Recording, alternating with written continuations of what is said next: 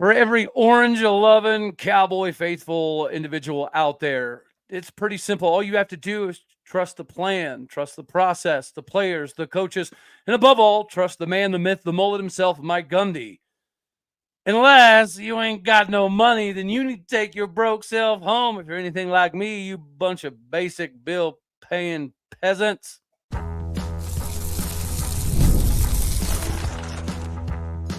You are Locked On Oklahoma State, your daily podcast on the Oklahoma State Cowboys, part of the Locked On Podcast Network, your team every day. Howdy, y'all, and hello, all. Welcome back to Locked On Oklahoma State, your daily stop for all things Cowboy and Cowgirl related. My name is Cody Stovall. I want to thank you kindly for stopping by to make this your first listen. We're available on all of your podcasting platforms visually as well on YouTube. Find me personally on X at Aldeo State. Today, we are partially brought to you by FanDuel. Make every moment matter more, especially right now when FanDuel is able to hook everybody up with $150 back in bonus bets with any $5 winning bet. Make sure you get started today at FanDuel.com. Meanwhile, we get started in the most recent conversation of Mike Gundy. And of course, there has been times throughout the course of the season where Mike Gundy has naturally ruffled some feathers.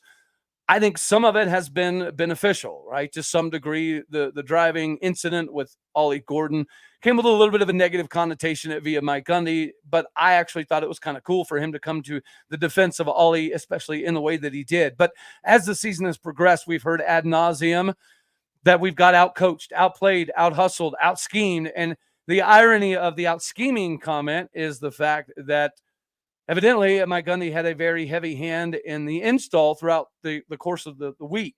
So Brian Nardo didn't get to do the same install that he's been doing, which has not been any good at all. So I completely understand why Mike Gundy and Joe Bob would feel so inclined to be more involved than typical. But at the same time, after the game, how are you involved in the scheme and then say the scheme isn't good enough? That was going to be my biggest question on the day until this most recent interview. Now the biggest question is, where does Mike Gundy currently stand in his admiration for Oklahoma State University? And it was pointed out to me that his comments today he didn't directly name the fans, okay? And that's fair.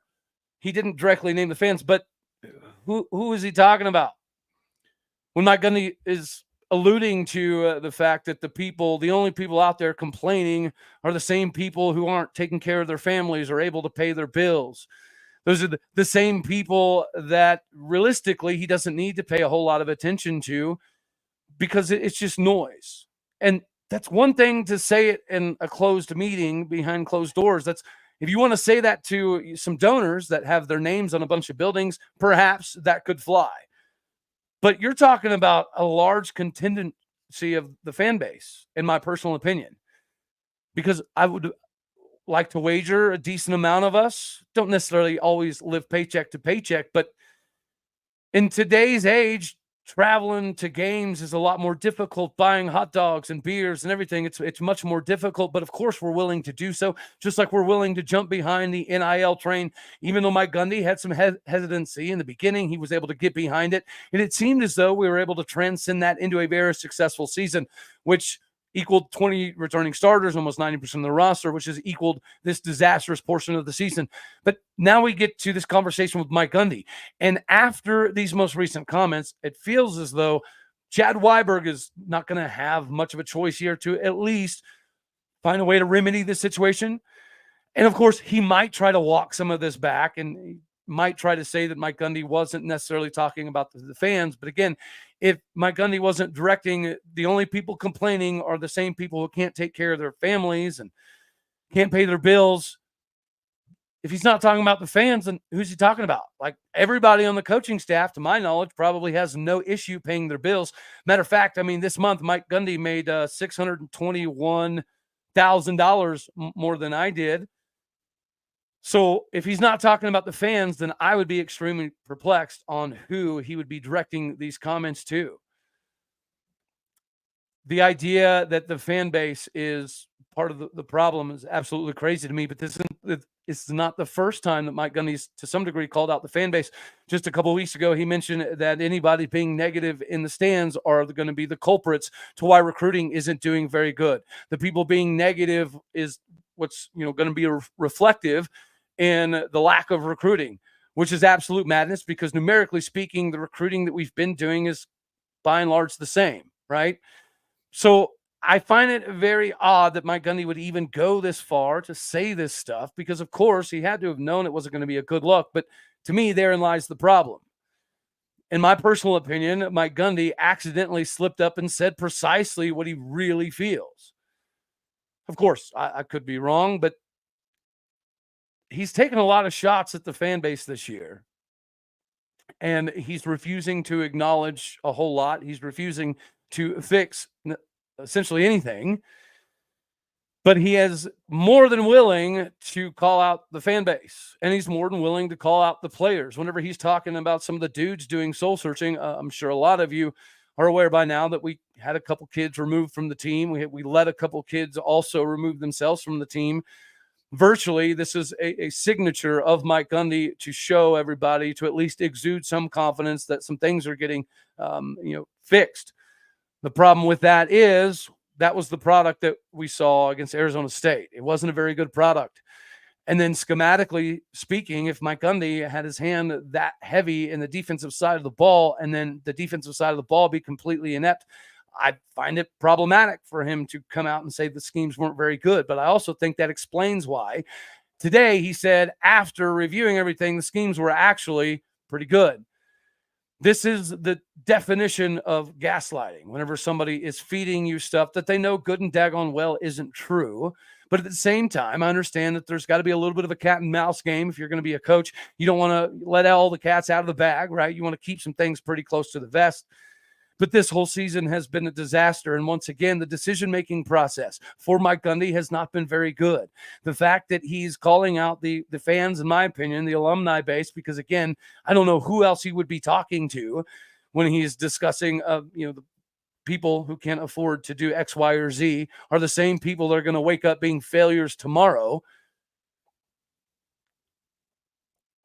Taking shots at your own staff, that would make some sense, right? Whenever he has come out and previously said he didn't think the schemes were very good, it made sense. But when you have your hand in the scheme, you can't really say the scheme wasn't very good. I mean, I guess you can, but then you can also turn around and say, on second thought, the scheme was pretty good. Is Mike Gundy out of touch, out of date? I don't know, because I legitimately thought that last year when he dove back into an unprecedented level, it was going to be more than enough to transcend this season as well. And I do indeed believe the roster felt the same way, which is why we were able to convince 20 starters to come back. I mean, you've got multiple offensive linemen, although the season hasn't gone very well for them, of course. Some of them weren't likely going to come back at all because they've had multiple reconstructive knee surgeries, but they were able to regalvanize the locker room and buy into each other and buy into Mike Gundy and the brand that we were presenting for this upcoming season. So to turn it all around to this degree on whomever he's talking to, the people out there who can't pay their bills and support their families and all of that, is that not the biggest double bird of all time? You could consider partial double birds by the quarterback situation that we find ourselves in, because go figure, we put in a backup quarterback, and once again, we have a functioning offense, and we look competent. Yet we all know that it's likely that we're going to roll out Alan Bowman again for this game. Guys, everyone's going to remember what Alan Bowman was able to do for us last season, but also people are going to remember that this version of Alan Bowman isn't really getting things done all that well. You have the opportunity to get things done very well, though, because you got to have the pick-me-up energy in the game, especially if you're watching the Cowboys recently. 5-hour energy is the bee's knees that you need to stay in the game, whether it be getting rocking and rolling for a tailgate early morning and trying to last throughout the course of the day, trying to celebrate all of the touchdowns. Although it can be potentially agonizing, you have to make sure that you're energetic enough throughout the course of the night, which is why they have created the Stan the Fan 5-hour energy shot with a special flavor called Fan Fuel. The energy shot made just for super fans like all of us, the fans who are the first in the parking lot, the last to leave. This is your opportunity to get the best pick-me-up in the game.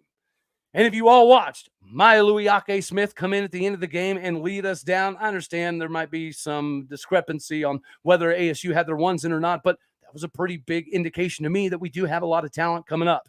If you were excited about the tailgate or the best part of the game was you drinking at the tailgate, I completely understand. That's why you also need the energy to stay rocking and rolling. 5-Hour Energy knows that, and they know that no matter who you root for, there's going to be times where your heart and soul require extra energy.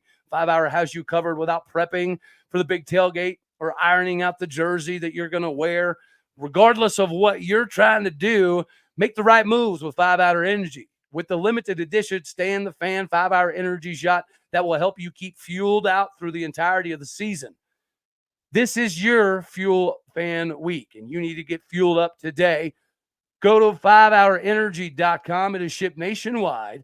Go there today to get the best pick-me-up in the game for the game. Anytime, really.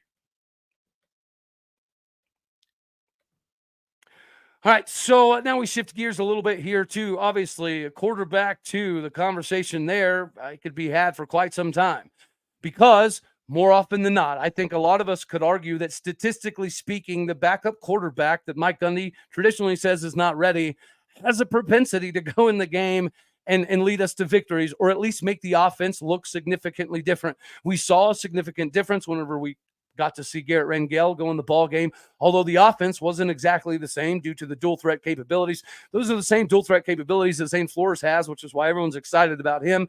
It's the same capabilities that Maya Louis Smith has, and he was able to show that. When you have a mobile threat, again, numerically speaking, it takes the advantage away from the defense because you have to account for somebody extra. Whenever you get somebody with speed on the field, it's pretty evident that it's huge for our offense. If you go back and look to when potentially Casey Dunn was successful, it was because of Spencer Sanders. It wasn't because of the play calls. It wasn't because of an adaptation in option routes or, an emergence of a different system. It is a pretty basic play sheet from Casey Dunn. You're not going to get a lot of craziness. Mike Gundy said it 73,000 times that we don't change a lot here. Well, ironically enough, it feels like if you're going to do some changing, now's the time.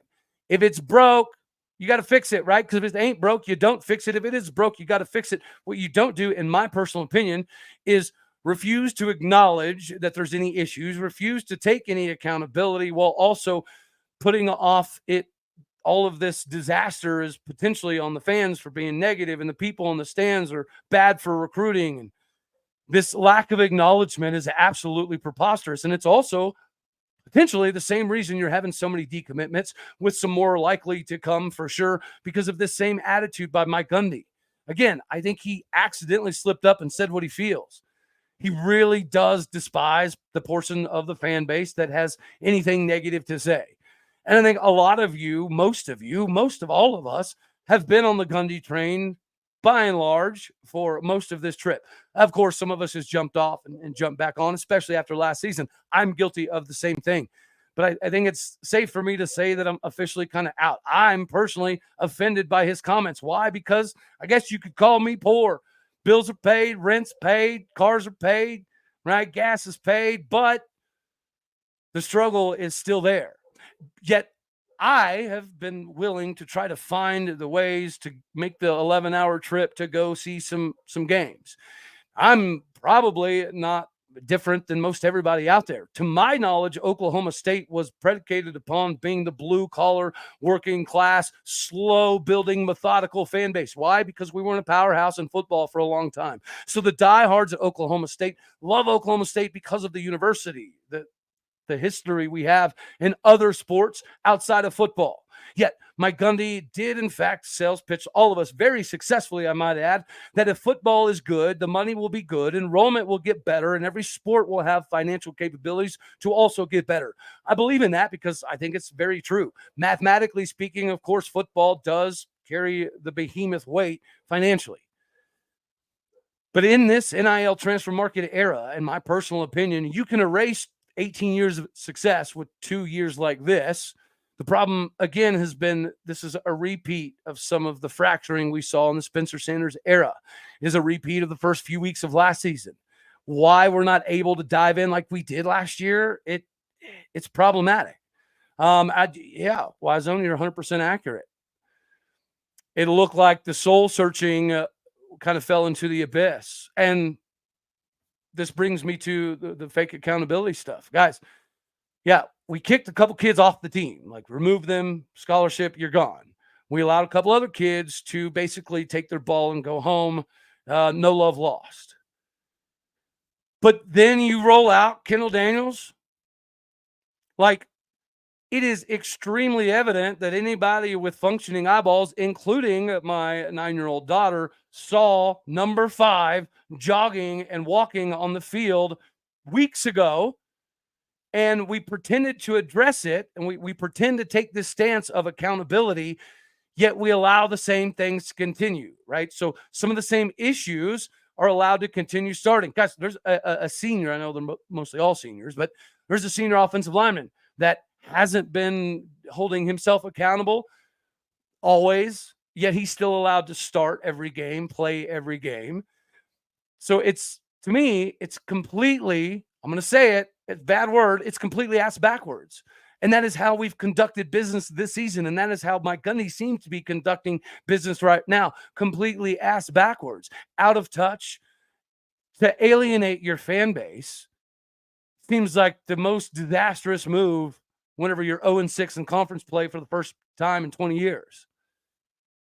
Alienating any portions of the donor base is probably not that smart of a move whenever you're having a disastrous season, when teams from all across the country are being willing to fire coaches midseason, because if nothing else, it sets the right precedence. It proves to the fan base and the locker room, the kids, the recruits, that we understand there's problems. We're willing to hold ourselves accountable, take that acknowledgement and fix it. But that's not what's happening.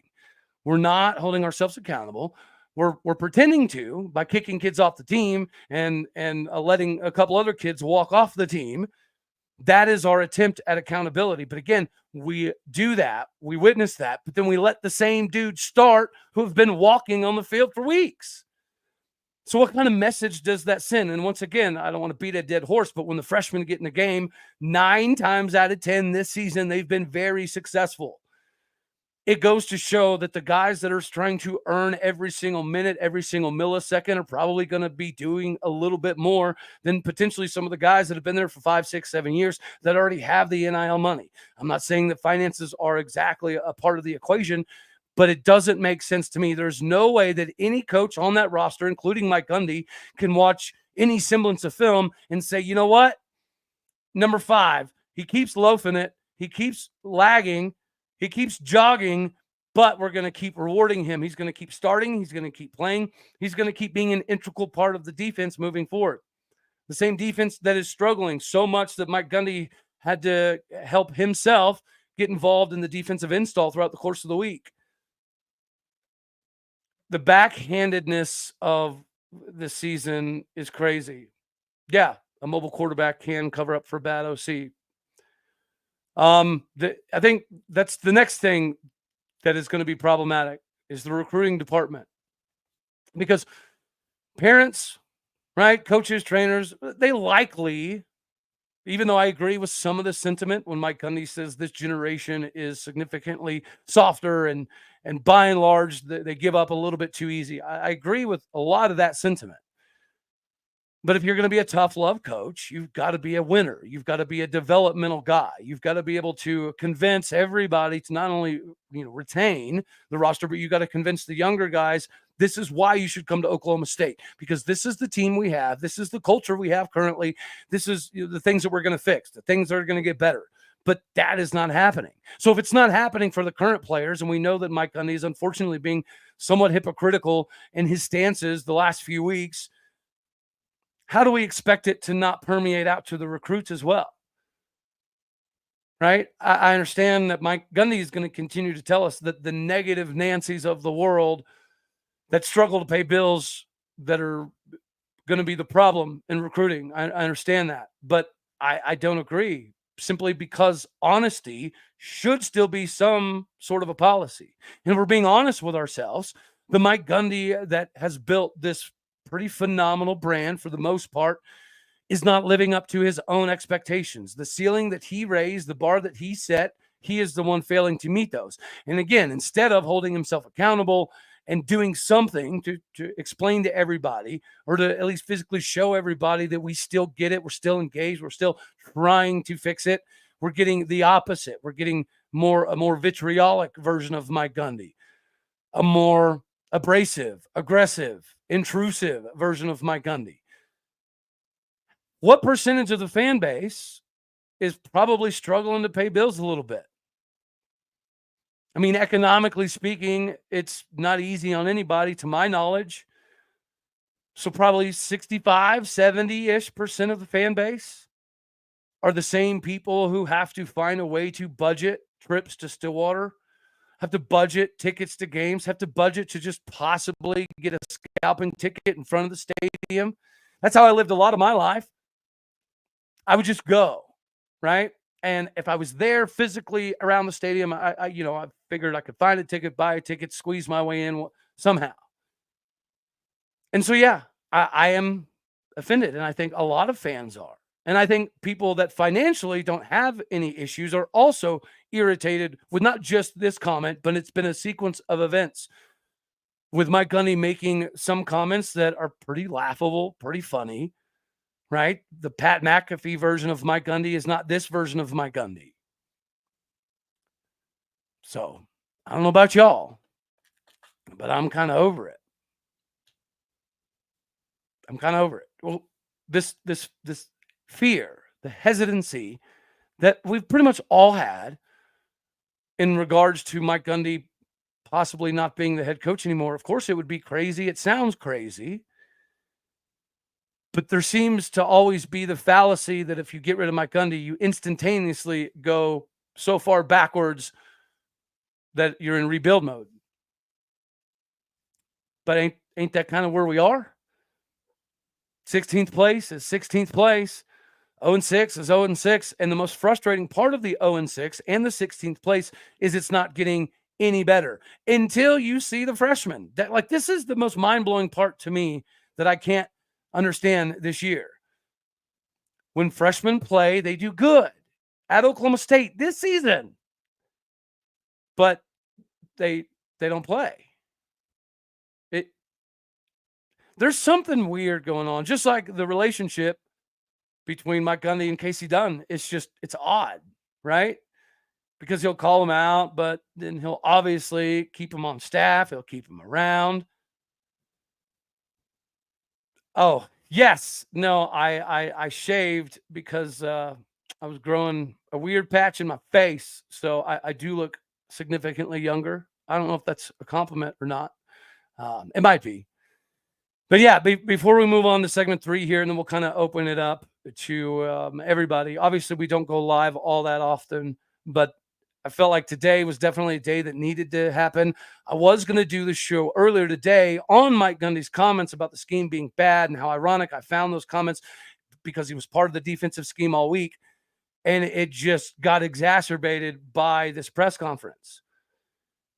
And I felt like the only applicable way to have this conversation was to do it live and have some interaction. So we'll get through this here. We'll hammer out the third section, and then we'll open it up and just kind of have fun here in the comment section. But of course, before we do that, I have to let the fine folks out here know that it's monetary value time to some degree. I know the Cowboys haven't really been giving us a lot of opportunities to capitalize on the monetary department, but you never know. Times can be better. Things can come back. We can be good again. But just in case, there's always FanDuel. And you already know it's the number one in the game. It's the official sportsbook partner of the NFL, among other things, because it is the best in the game. Whenever you're looking to get your next monetary value squared away, it doesn't have to be the Cowboys. The NFL season, we're watching Mason Rudolph do the daggone thing. Of course, Malcolm Rodriguez, Tylan Wallace, and many more Cowboys. They are going to help us capitalize with a $5 bet right now. You can get $150 back in bonus bets if that $5 bet is a winner. FanDuel Sportsbook gives you everything you need to place bets on the NFL all in one place.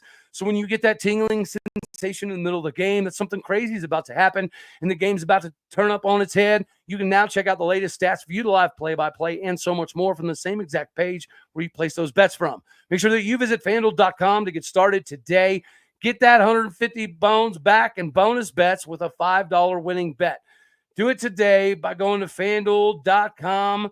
It is the best in the game. Do never waste that hunch, that tingling sensation in your loins that something crazy is about to happen, because FanDuel is the official sportsbook partner of the NFL, and it's your opportunity to get right in the monetary department. Ladies and gentlemen, go get with FanDuel.com and do it today. All right, so Doug Gottlieb is officially making his return to Gallagher Iba Arena, and that's why we did this live show when we did, so we could all have time to go check out the men's game. I know the women's game is currently going on right now, so I want to catch some of that as well. But we do get to fast forward into the Steve Lutz era, the era where I expect the defense to be tenacious, and we expect diving for loose balls to be commonplace. Well, if we're going to shoot 50% from the three-point arch again, that could significantly change the outlook of the season. But Green Bay has some difficulty in a dude that we know almost all too well, in Isaiah Miranda. Isaiah Miranda is a lottery pick. He was projected as a lottery pick, and as we all know, Doug's a friend of the show, has been on the show a few times, and hopefully we can bring him on after the game to have a conversation as well. He's a busy dude. But whenever I talked to Doug multiple times about Isaiah Miranda on and off air, basically what he said was Isaiah Miranda is a lottery pick talent-wise, and if somebody can get him to kind of just buy back into the youthful love of basketball again, we could all see that version of Isaiah Miranda that pegged him to be a potential lottery pick coming out of high school.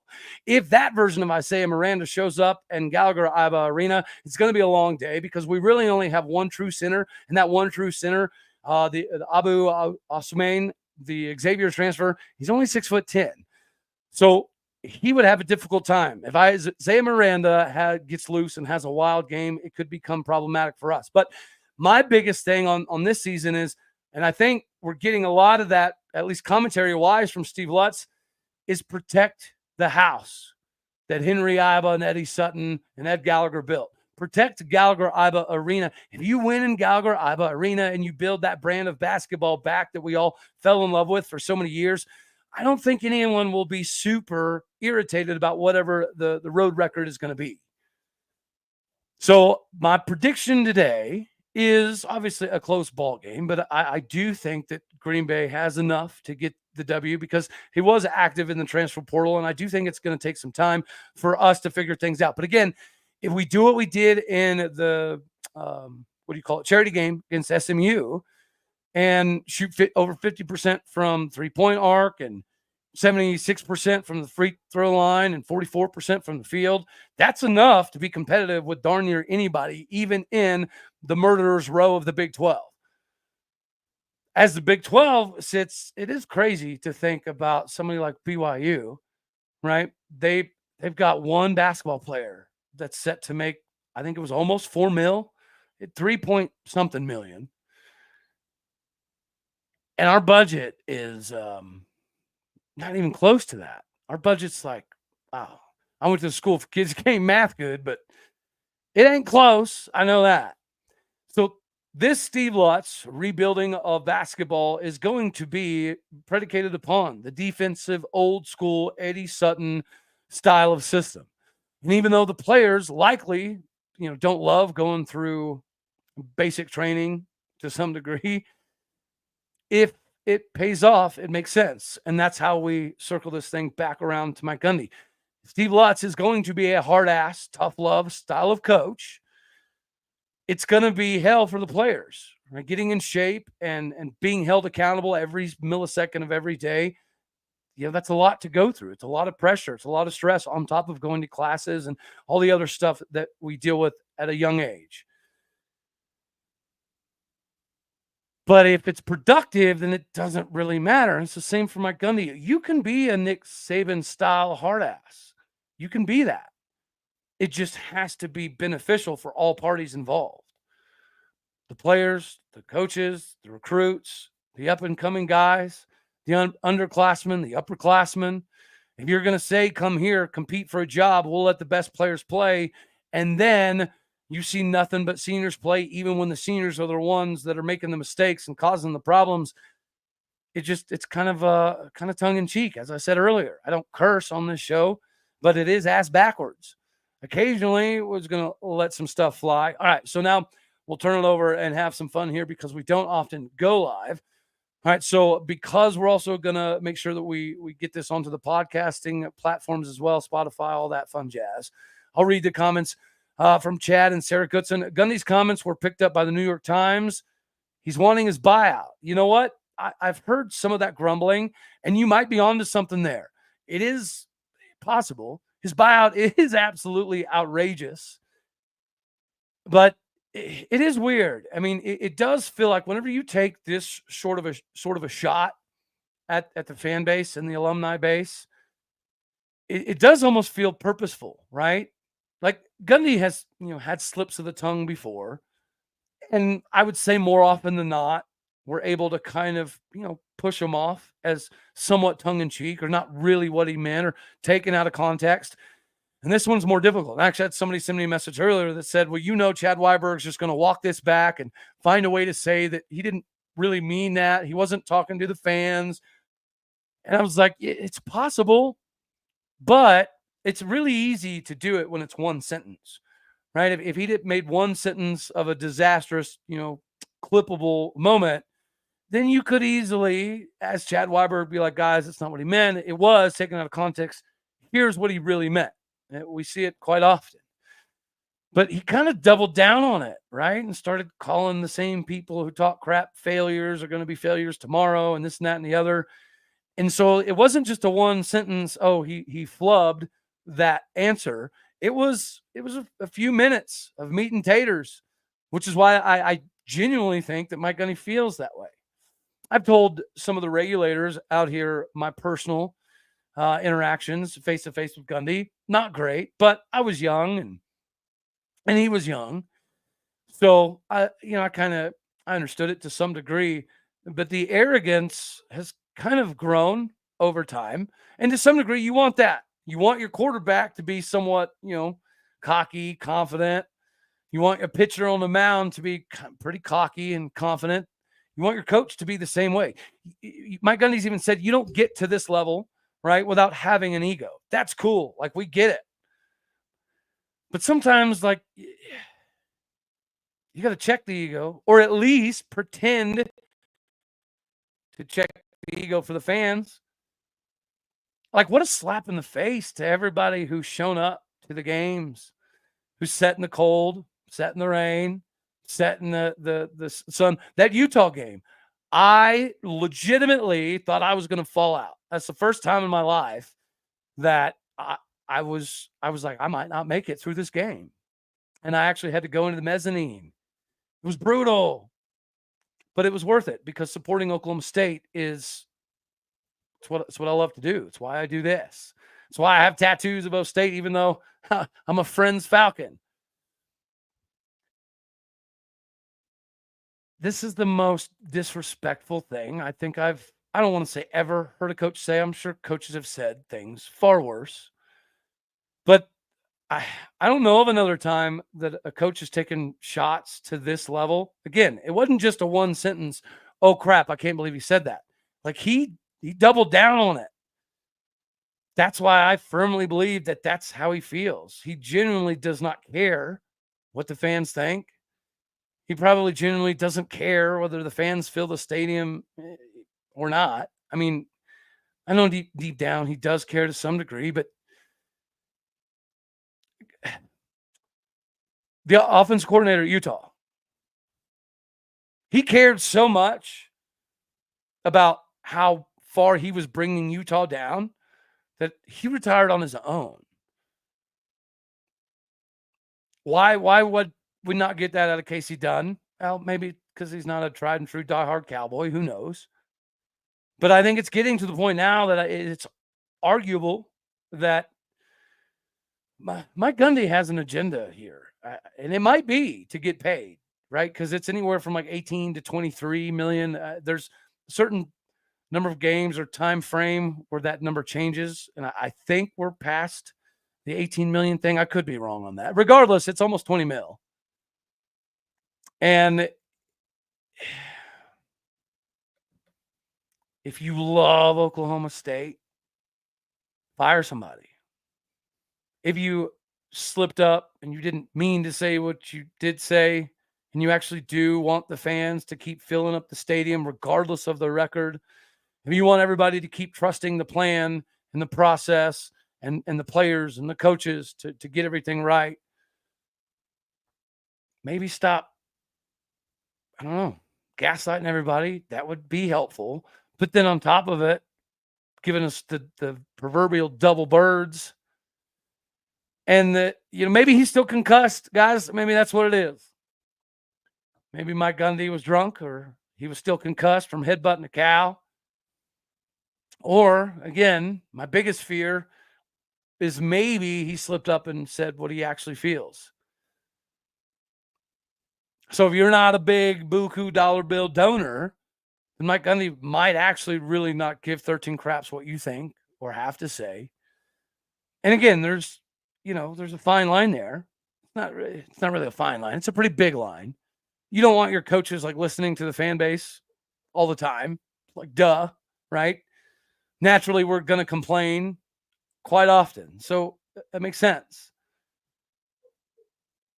I don't think it's the right move. And it's a totality of the multiple comments that Mike Gundy has been making that are problematic for me. I'm too poor to bet on games. Very fair. Very fair. Grundy shows over and over that he feels he is untouchable no matter what effort or production he delivers. Ha ha ha. He has to go. Yeah. I'm probably going to destroy that name, so I'm not going to say it. But yeah, it's a good comment. I think it is fair. Mike Gundy does feel pretty untouchable. Or he likely wouldn't have said these words. Again, guys, it's something. He really despises the fan base, or he really is trying to get fired to get his buyout. Or he does feel that he's so untouchable that he can say whatever. I mean, I honestly don't know. I think you could make arguments for all levels of where Mike Gundy currently is sitting. But again, I do think that, I don't know. I don't think he likes the fan base. Honestly. And, we've had issues in the past with getting former Cowboys back to Stillwater to be on the sidelines. And one of my favorite or unfavorite stories, however you want to call it, was, I think, one of the most memorable moments for all of Cowboy country is watching Dez Bryant jumping up and down and chest bumping Gundy and like trying to pick Gundy up type energy on the sidelines for 2021 Bedlam. And then after that, you wonder, well, how come we don't have more of that, right? Why don't we have more Dez Bryants or, Mason Rudolph on a consistent basis, or the Zach Robinsons of the world on the sidelines every game, doing that every game? Well, it might be because Mike Gundy absolutely hated it, and he did not want somebody right next to him anymore. I don't know. There's going to be disgruntlement from former players. I get that. There's going to be disgruntlement from former coaches, trainers, whatever. And so sometimes you have to take the disgruntlement with a grain of salt. But again, it seems to be stacking up with Mike Gundy. And it's not a good look. It's not an envious situation for Chad Weiberg whatsoever. But now, in my opinion, because of these comments, Chad Weiberg has to address the situation. And I'm hoping and praying, and I'm not trying to take shots, but I'm hoping and praying that the big donors that do have their names on the buildings, I hope that they also understood the problem with these comments. Mike Gundy does update donors. If you spend enough money, you will get personal updates on how things are going from Gundy and the staff. That's been happening for quite some time, and that's fair. Let's face it. Like, if you give millions and millions of dollars, you probably deserve to know that a player is hurt a few weeks before everybody else. That's okay. That's fair. But at the same time, those big donors have to realize that the little peons like me donating $100 here, or $5 here, or $10 here, to us, it's a big deal. My entire life, like, nothing has meant more, except for having kids, than being involved and just being a fan of Oklahoma State. And now, obviously, I'm incredibly blessed to do this job. And it's gotten me, able to cover some high school recruiting across the country as well. So I have no disillusionment personally that I'm one of those poor failures that he was talking about. Now, my kids don't struggle. My bills are paid. Just bought a new car. That's kind of fun. But even though now I have the financial capabilities to just kind of go wherever and do whatever, I kind of don't want to. Like, I don't have a major push to make another 11-hour trip and spend that money on fuel or food or beer or whatever the case may be. It's not very inspiring. And I don't think this is the right way to build your fan base even bigger. I mean, Oklahoma State fans, we've always somewhat jokingly made fun of OU fans, right? We call them the Walmart fans because you can go pick up an OU shirt at any Walmart, yada, yada, yada. But deep down, I always thought that we're the blue collar, work your tail off, bust your knuckles for 60 years, embracing the suck to get 6 years of greatness out of it. And so, like, building our fan base has been a slow grind. You got to really love Oklahoma State, right? Growing up, it was super easy to be an OU fan. You knew they were going to have a chance at winning the conference title every single year. You knew that they were going to have a chance of playing for a national title almost every single year. It was super easy to be an OU fan. Being an Oklahoma State fan was way different. You knew that winning 7 games for a long time was a Super Bowl. And then you have Mike Gundy, who did save us, who, with the help of Boone Pickens, did elevate to Oklahoma State to a level that we do expect 8 to 10 win seasons every stinking year now. And the audacity that Mike Gundy has to call us fans the problem. And us fans are the limitation in recruiting. And us fans are the failures in this whole process. It is the most ass backwards, disrespectful thing I've heard from any of our coaches. And I just think this does validate that we are out of touch.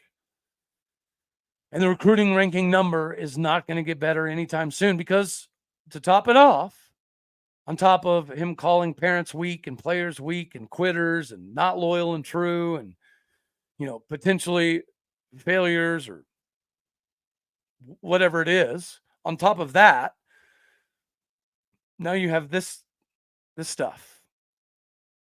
On top of being absolutely atrocious on the football field, on top of being unable or unwilling to hold yourself accountable or your team accountable, or the seniors who are clearly visibly walking and jogging on the field, they're still starting. They still get to play. So the dog and pony show of kicking players off the team and letting players quit, it was all for nothing. And then, again, you see Milo Smith come down in the game and lead us down for a scoring drive.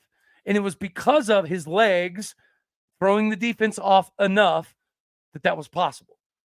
But you'd have thought, after watching Garrett Rangel run down the field and giving the team new life, that our fearless leader who played quarterback, who's the greatest quarterback in Big 8 history, would have looked at that and said, you know what?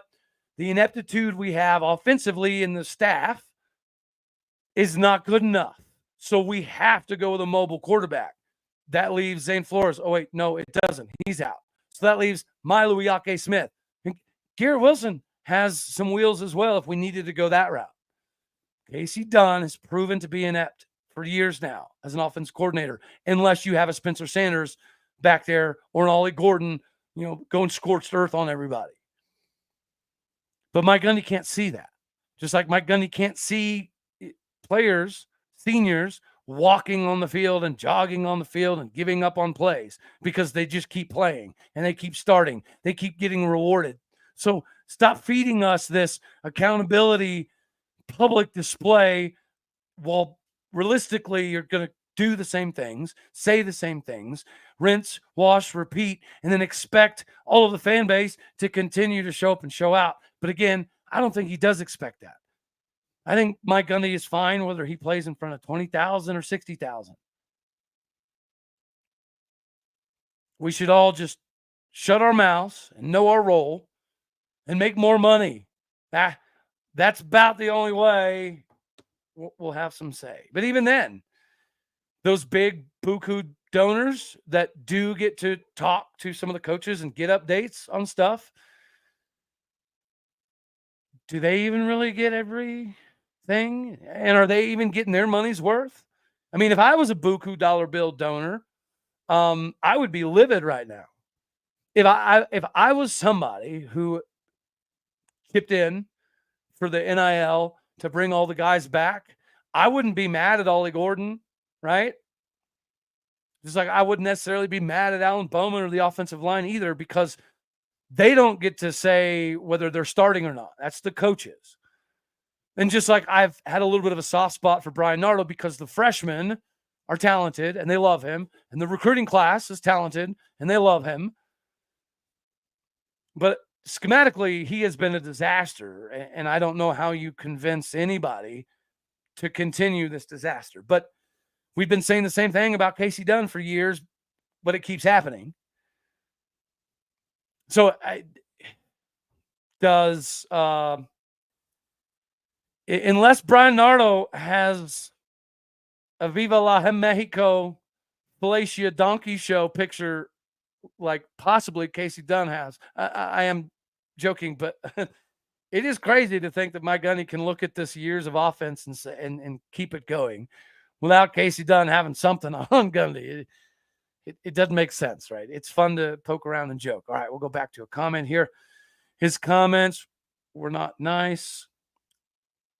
I used to be respectful of Mike Gundy, but wow, those comments really hit deep to the core. It was deliberate, hurtful, and sounded like an entitled brat.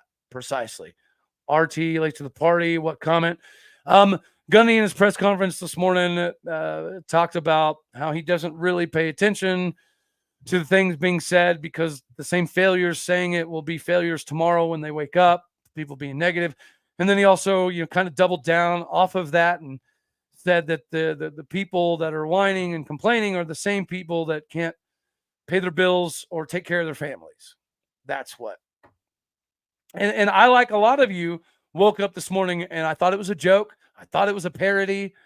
And I was like, there's no way Mike Gundy actually said that. Like, he says some wild stuff, but there's no way he just called 75% of the fan base a bunch of brokies that he doesn't need to listen to. But that's where we are. And it is wild that we've come this far.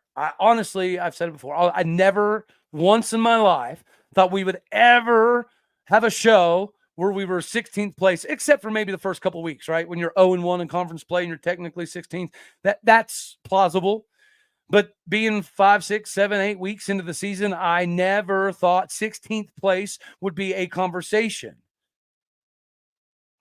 And instead of Mike Gundy having the same level of irritation and frustration with his product that he's put on the field, he's taking shots at us. And again, I have had some people say, well, he didn't specifically say the fans. Who else was talking crap in his eyes? Who else are the disgruntled ones that what else was weak and they fall apart and they panic? But the problem with me on that is this isn't a one-off, right? This didn't just pop up problematically this season.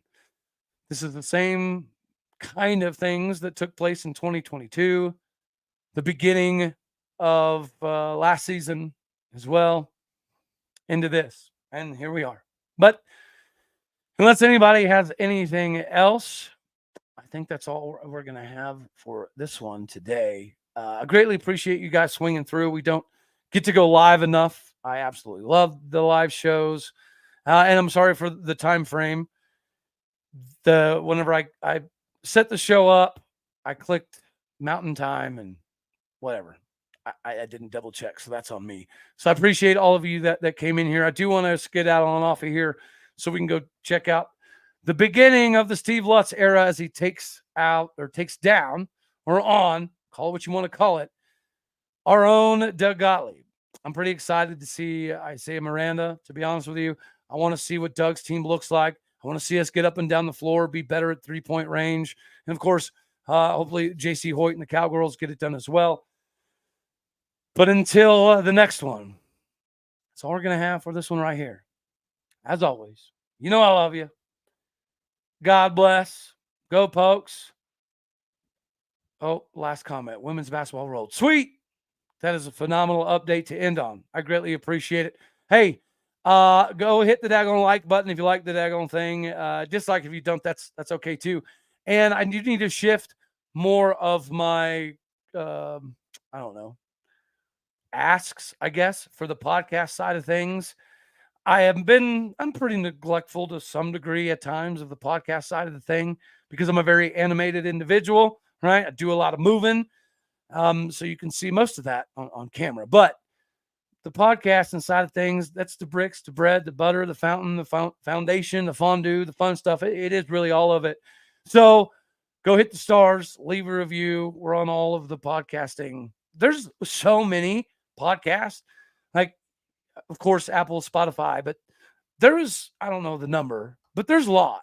There's double-digit different podcasting platforms. I had no idea. But anywho, I need to up my game over there. So appreciate you. God bless. Go Pokes. You know the drill. Thanks for tuning in, coming on. Later, my taters.